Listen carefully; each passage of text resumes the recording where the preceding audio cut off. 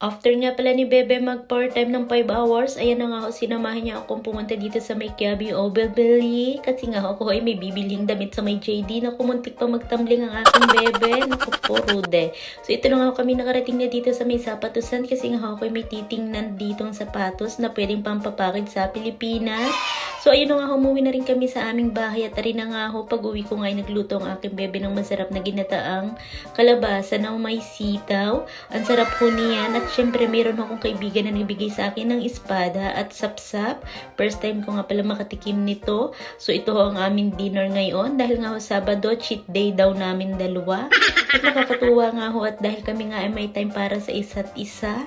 So ganito ho ang aming relasyon dalawa. Minsan kami matakaw, minsan kami ay hindi matakaw. Charot. So yan ho ang gusto ko. Kaming dalawa ay meron ding banding sa isa't isa. At nagluto rin niya pala siya ng liempo dahil mahilig din ho talaga yan sa baboy. Di ko mapigilan dyan. Bahala siya, oy. Pero ayun na nga ho, kami ho ay nag-i-enjoy sa aming pagkain dahil pag mga ganitong pagkain, Pinoy foods, talaga hong mapapadami ka ng kain. At syempre, na nga ho si Bebe, tumayo kasi may kinuha lang ho siyang ketchup kasi yun ho ang gusto niya para sa kanyang liempo. At talaga naman ho ako'y ganadong-ganado pagkasama siya. So hanggang dito na nga lang pala ang aking video ito. So bali nga ho, maraming salamat sa mga nanonood ng mga video ko at sa mga natutuwa sa akin at sa mga naiiyamot. So dito na lang ho. Bye-bye! Thank you for watching!